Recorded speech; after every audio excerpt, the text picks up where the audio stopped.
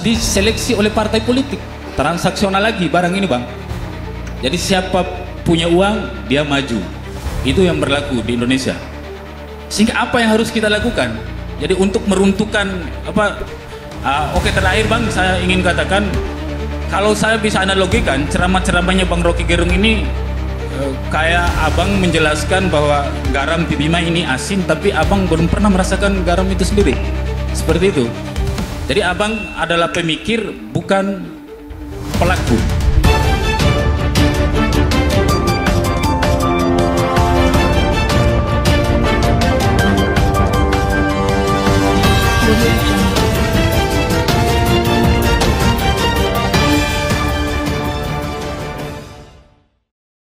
Diseleksi oleh partai politik, transaksional lagi barang ini bang. Jadi siapa punya uang dia maju, itu yang berlaku di Indonesia. Sehingga apa yang harus kita lakukan? Jadi untuk meruntuhkan apa?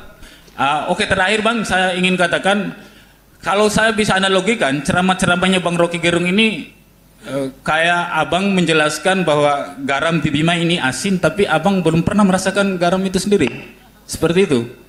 Jadi abang adalah pemikir, bukan pelaku. Seperti itu. Terima kasih. Baik.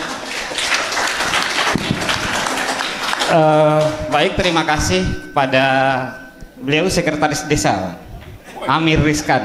Oke. Jauh-jauh dari kampung kemudian ingin bertemu Bang Rocky dan ingin mempercakapkan hal yang kira-kira cukup penting untuk dipercakapkan. Oke, selanjutnya tadi dari sini.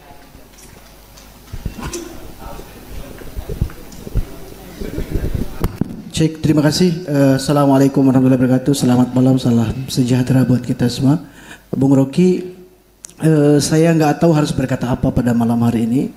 Saya mendapat satu kebahagiaan tersendiri ketika bertemu dengan idola saya. Saya pengikut setia YouTube-nya Bang Rocky bersama Hersubeno Arif dan lain-lain itu. Yang pasti secara keyakinan mungkin kita beda Pak. Tapi di himpunan ini melindungi seluruh entitas apapun, termasuk Bang Rocky dilindungi. Saya sengaja menggunakan pakaian ini di tengah keramaian orang membicarakan radikalisme gitu. Saya pakai kopiah yang asli dari Gorontalo, kemudian menggunakan baju koko yang seringkali orang anggap sebagai kardun gitu. Hal seperti inilah yang sesungguhnya saya ingin sampaikan, bahwa berjumpa dengan abang itu ada satu oase baru yang saya dapatkan di malam hari ini. Ada energi, ada ilmu, ada kebahagiaan. Secara pribadi, terlepas dari bagaimana teman-teman yang lain memandang sudut pandang Bang Rocky dalam perspektif demokrasi, ekonomi, dan filsafat sebagai sebuah panduan dalam melihat problem keindonesiaan. Itu yang pertama. Yang kedua, semakin saya menonton YouTube-nya Bung Rocky, semakin saya pesimis tentang Indonesia kita gitu. Apakah Indonesia ini ada harapan untuk maju? Di depan sana semua orang bermimpi tentang Indonesia. Tapi ketika melihat pidato, ceramah, dan diskusi yang sering saya ikuti di channel-channel YouTube-nya abang itu, seringkali membuat saya, apa benar Indonesia kayak begini gitu? Di tengah harapan kita besar untuk menuju pada satu fase baru yang bernama Indonesia baru itu, tapi kita telah diletakkan dalam tempat yang begitu hina, rendah, dan dihinakan gitu. Sebagaimana yang disebutkan tadi, Jokowi dalam konteks sebagai pemimpin negara acap kali tidak dianggap oleh bangsa-bangsa besar di dunia. Itu artinya bahwa tidak ada lagi intelektualisme yang dihidupkan dalam wajah negeri kita, termasuk dalam himpunan HMI. Contoh kasus ini Bang Tahir, senior sempat mencalonkan diri nih. Kalau kita benar-benar menjadikan pikiran Bung Rocky sebagai teladan, tidak ada orang yang pindah pikirannya untuk memilih Bang Tahir Iras sebagai calon legislatif misalnya. Kalau kita usung intelektualisme sebagai domain penting dalam membangun negara gitu. Oleh karena itu saya kira pesimisme itu beralasan Pak. Beralasan sekali. Seluruh rangkaian apa yang disampaikan tadi menjadi catatan buruk bangsa ini. Yang terakhir saya ingin sampaikan bahwa menurut Abang, apakah Indonesia akan hatam tentang wacana radikalisme yang justru menyudutkan Islam sebagai mayoritas di Indonesia? Demikian, Assalamualaikum warahmatullahi wabarakatuh. Oke, terima kasih. Terakhir untuk yang tadi, yang cewek, silakan, yang perempuan.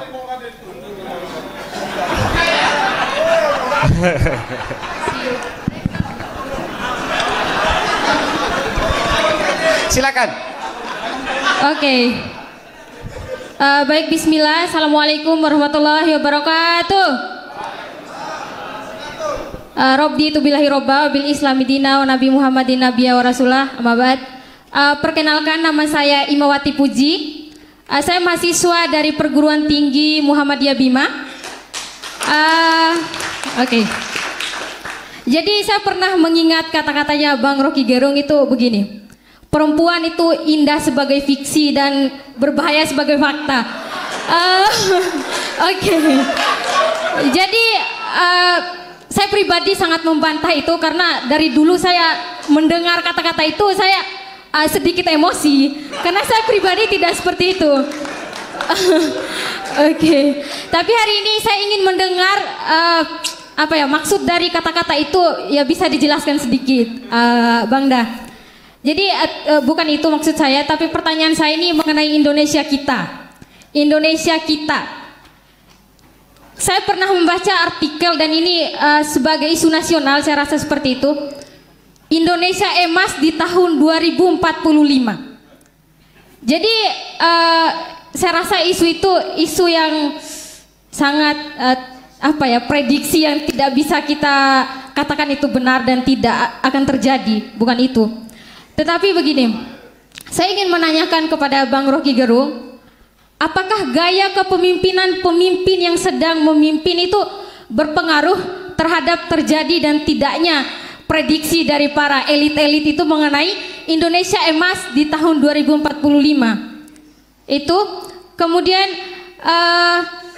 kalau kita kaitkan dengan kepemimpinannya Jokowi saat ini, saya rasa tidak sukses, dan yang ada di ruangan ini pun sangat membantah sukses dan gagalnya, tidak sukses dan gagalnya kepemimpinan Jokowi.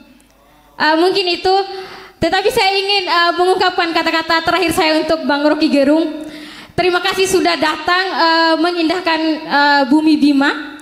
Kalau kata-kata saya itu, Bang Rocky itu indah sebagai fiksi dan fakta. Mungkin itu saja. Billahi fisabilillah fastabiqul khairat. Wassalamualaikum warahmatullahi wabarakatuh. Baiklah, waalaikumsalam warahmatullahi wabarakatuh. Jadi ternyata Bang Rocky diandaikan indah sebagai fiksi juga fakta. Jadi dua-dua ya. Baik, langsung saja barangkali kita serahkan kepada Bang Rocky untuk menanggapi pikiran-pikiran, kegelisahan-kegelisahan yang muncul di ruangan ini. Silakan Bang. Oke. Ini kalimat terakhir siapa namanya tadi? Puji ya. Kalimat terakhir Puji sesuai namanya, dia memuji. Dan itu bisa bikin saya batalkan penerbangan besok.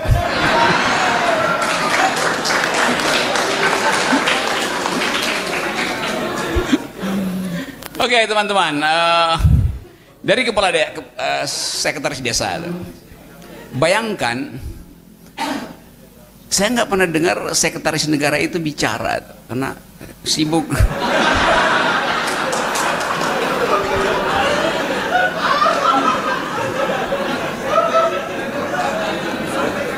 Pak Pratikno.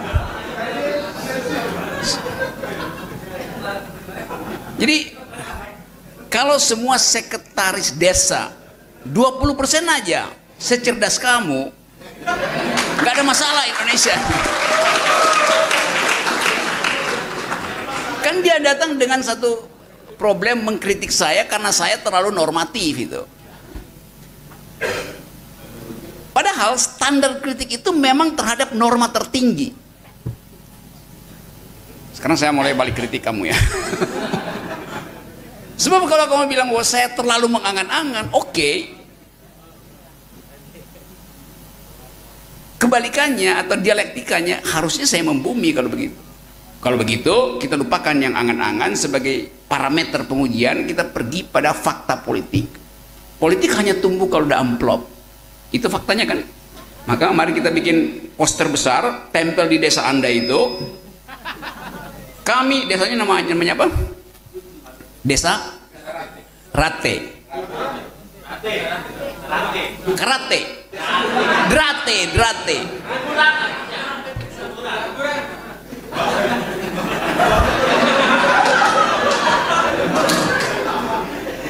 Bayangkan misalnya Pak Sekdes, Desa Drate, ini posternya tuh, Desa Drate, apa namanya? Rade.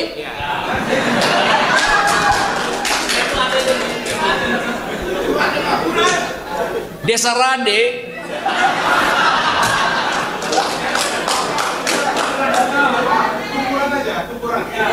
Kuburan.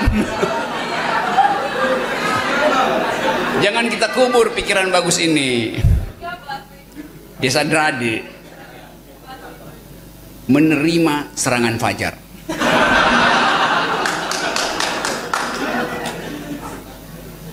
Gitu, tertanda Sekdes.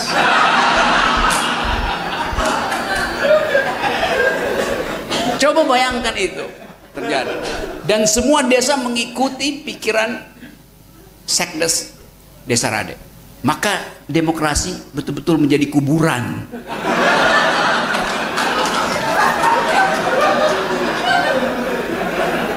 Iya.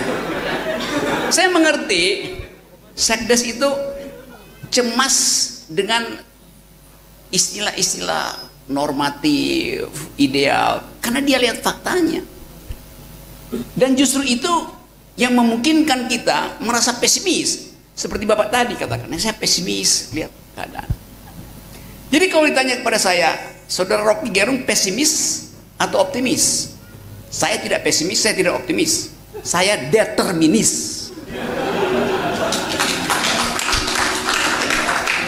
Saya punya determinasi untuk menghidupkan kembali pikiran dalam politik Indonesia. Nah, determinasi itu yang saya minta dibantu oleh determinan-determinan di ruangan ini.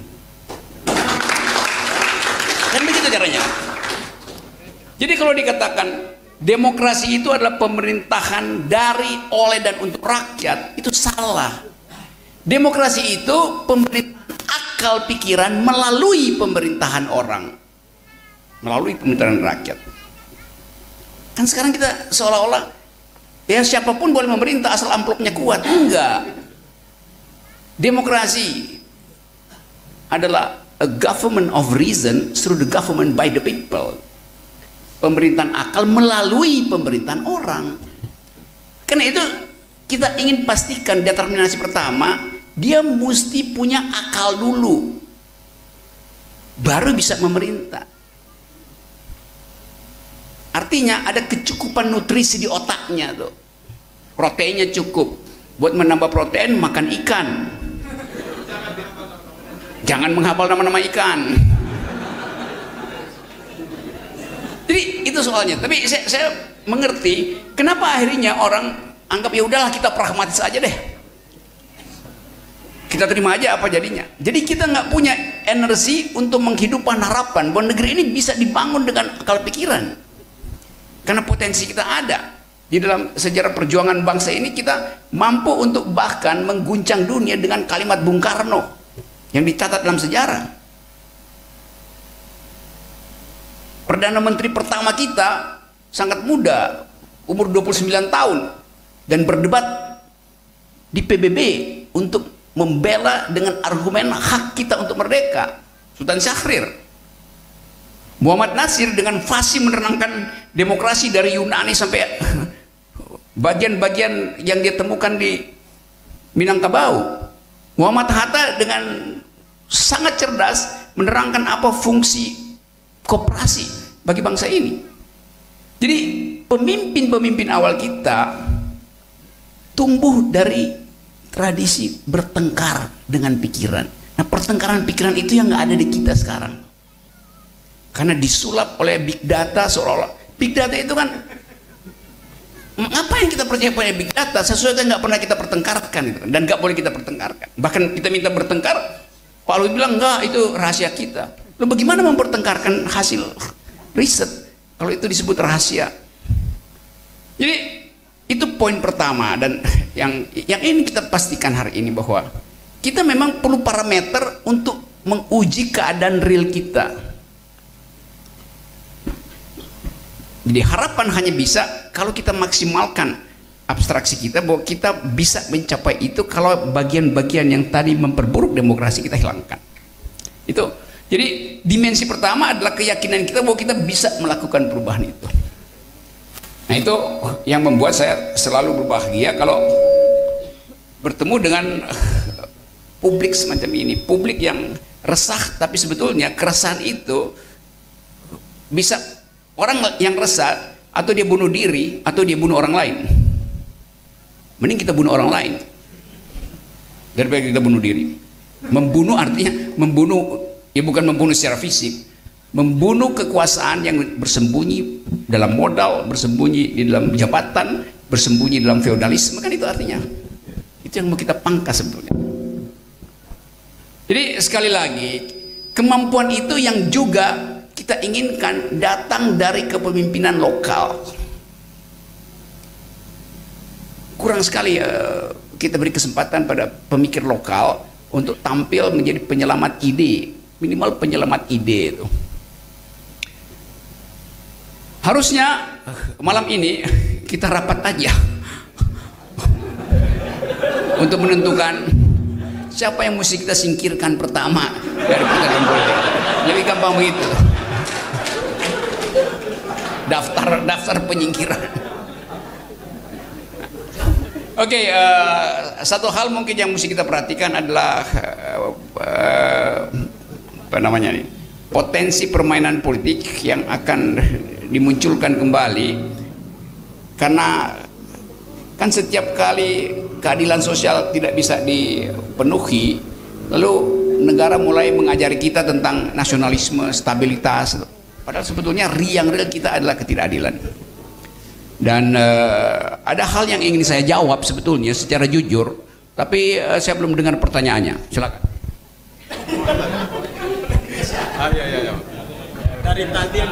Selamat datang Presiden Akal Sehat Indonesia, ya, Bung Rocky Gerung. Jadi begini, Pak.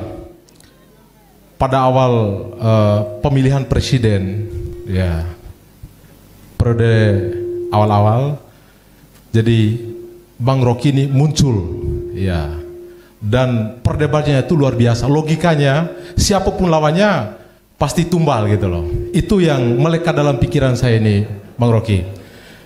Kemudian yang kedua, saya melihat bahwa pertarungan Bang Rocky di awal-awal pada saat Pilpres, rasa-rasanya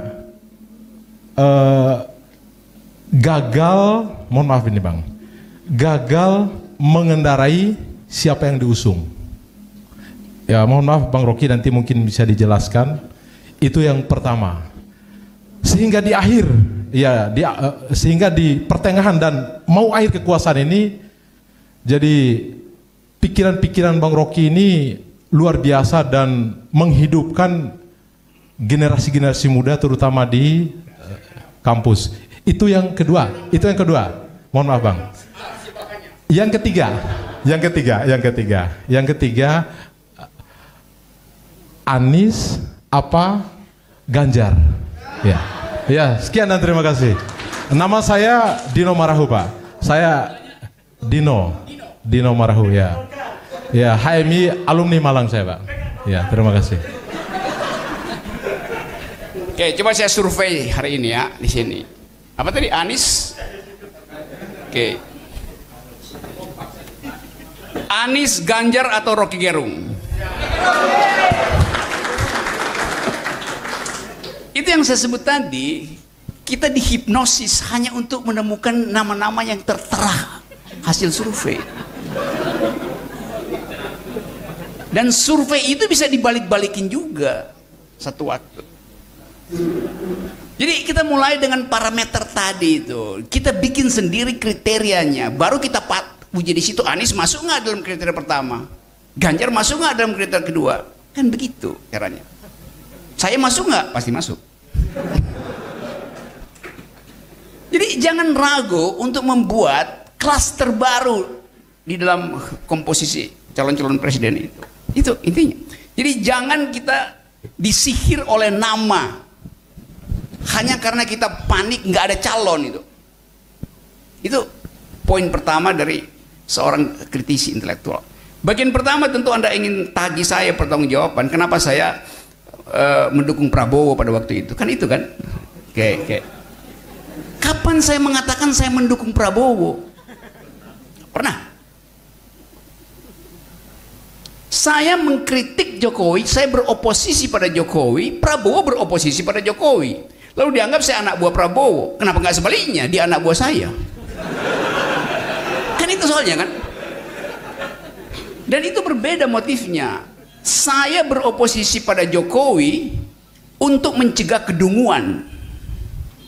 Prabowo beroposisi untuk memperoleh kekuasaan. Beda.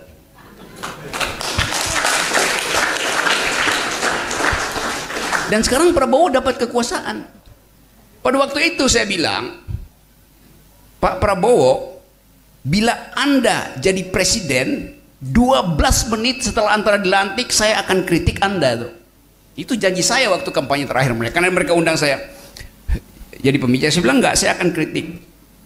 Dan betul, dia nggak jadi presiden tapi jadi menteri pertahanan. Bener, 12 menit setelah dilantik saya kritik, dimuat di Detik. Rocky Gerung minta agar supaya Prabowo diusir dari kabinet. Itu headline-nya. Lalu saya mau dipolisikan oleh Gerindra. Iya, saya bilang. Dan Pak Prabowo minta saya bertanggung jawab. Saya bilang, saya datang, saya bertanggung jawabkan dalam forum Partai Gerindra kan. Dan Pak Prabowo fair. Dia terangkan kenapa dia mesti masuk. Saya bilang itu urusan Anda. Tapi poin saya tetap, saya beroposisi pada siapapun yang berupaya untuk memanipulasi opini publik pada waktu itu. Jadi saya nggak pernah mendukung Pak Prabowo nggak pernah mendukung saya juga sebetulnya. Karena kita akhirnya berselisih. Tapi kemudian Pak Prabowo menganggap di depan forum, Pak Rocky itu memang intelektual. Jadi udah jangan dilaporkan polisi. Gitu.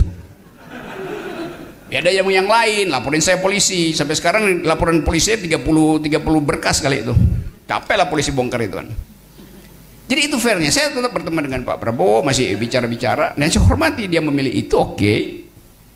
Dan mungkin ada hal strategis yang beliau masih simpan, ya silahkan aja.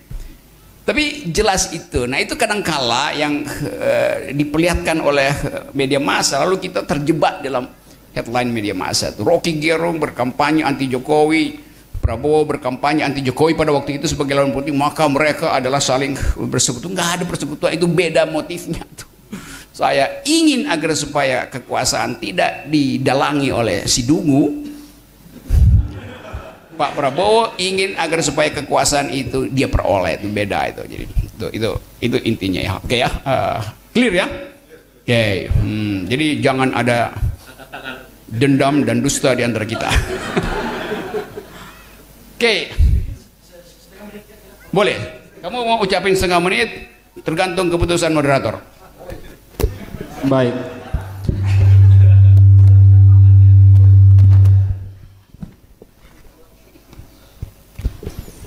Baik, sebelum kita lanjut, saya mungkin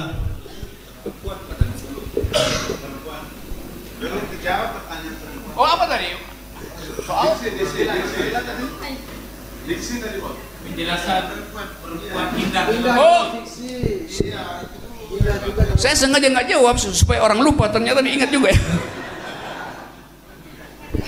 Itu sebetulnya dalam satu acara talk show, orang tanya apa pendapat Pak Rocky tentang perempuan.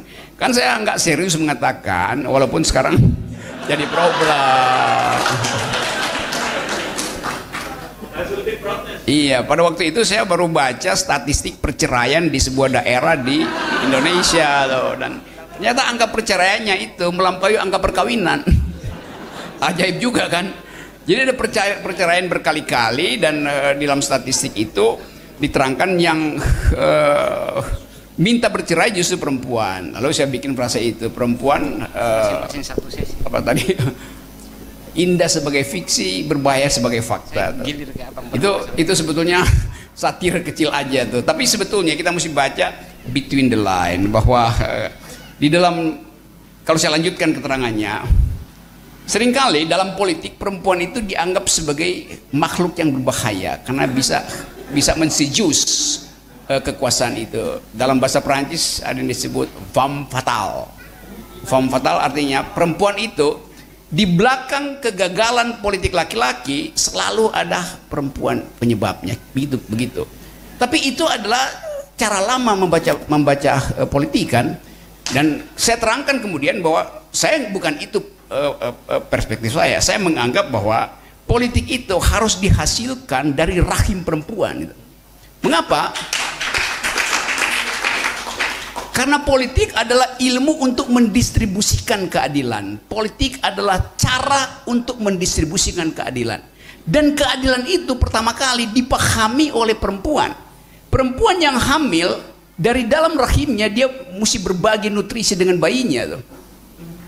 Dia mesti berbagi perasaan dengan bayinya. Jadi rasa keadilan itu yang kita sebut kemampuan mendistribusi sudah ada pada perempuan sebagai watak pemberi kehidupan, caregiver. Jadi rahim perempuan adalah sumber pertama kita belajar keadilan. Laki-laki nggak tahu itu tuh. Jadi sekali lagi itu keterangan saya.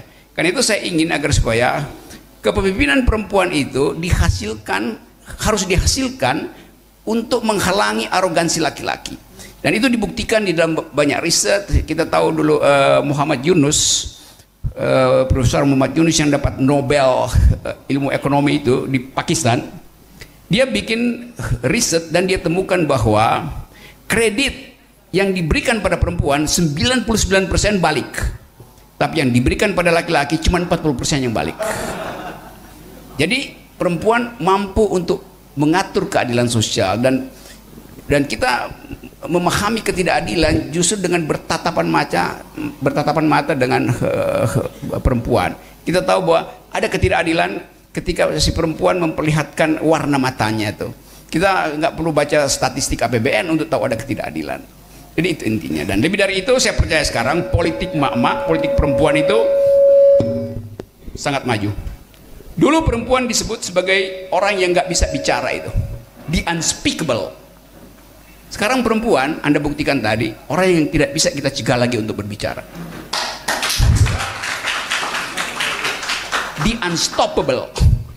Jadi perempuan dari the unspeakable sekarang menjadi the unstoppable. Karena itu hati-hatilah para laki-laki, kalau perempuan bicara, dari dalam dirinya adalah politik keadilan.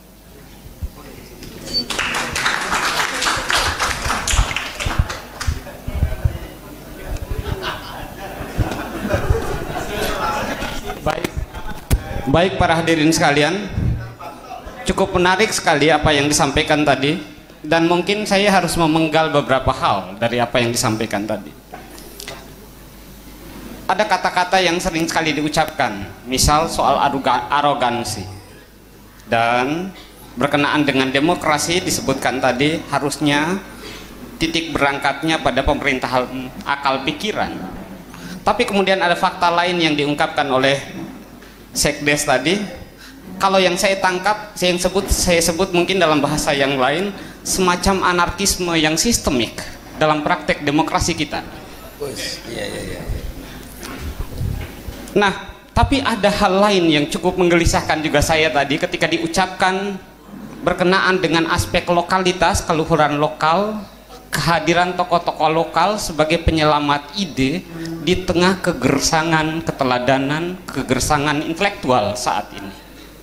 Dan saya terus terang termasuk baru belajar ulang bahasa ibu, bahasa Bima, Bang Rocky. 7 tahun ini, dan saya dapati ada hal-hal yang menyangkut keluhuran universal tumbuh di atas tanah ini. Misalnya berkenaan dengan aspek kepemimpinan, diandikan sebegini pemimpin itu. Dumudou inampu baweki marimpa nde batu welelena nde siri wenggawona. Di dalamnya mungkin orang-orang yang ada di dalam ruangan ini sudah asing dengan kata-kata yang saya sebutkan itu. Itu semacam kata-kata purba yang sudah jarang dipercakapkan. Jadi kalau secara liter teks, Dumudou itu semacam pucuk manusia. Dumudou, dou itu manusia. Dou bojo manusia Bima. Danam bojo tanah Bima, bumi Bima. Jadi ada konsep tentang pucuk manusia di tanah ini, Bang Rocky. Kemudian inambu baweki merimpa. Jadi semacam pangkal sumber dari seluruh diri adalah dia yang memimpin. Ndepatu ya lelena, untuk diikuti arah condongnya. Jadi ada konsep keteladanan dalam konsep kepemimpinan dan keluhuran lokal itu. Ndek siri yang gawona, dia semacam langit yang memayungi dan di dalamnya bisa tumbuh kesejahteraan, ketentraman, kebahagiaan, keceriaan berkat dia. Kira-kira kayak gitu terjemahannya. Dan barangkali kalau kemudian Bang Rocky selalu sebut akal pikiran, negeri Bima ini yang negeri yang bisa disebut mungkin negeri hati, hati yang nurani. Jadi kesadaran yang tumbuh di atas tanah ini adalah kesadaran hati yang nurani, yang dia sebut dengan Pae Ade. Jadi orang-orang Bima sering sekali mempercakapkan Pae Ade, Pae Ade, Pae Ade, dan saya menerjemahkan Pae Ade itu dengan kesadaran nurani, kesadaran hati, kesadaran ruhani, kesadaran batin, kira-kira begitu, Bang Rocky. Barangkali saya serahkan ke Bang Fis untuk mempercakapkan beberapa hal mungkin yang tadi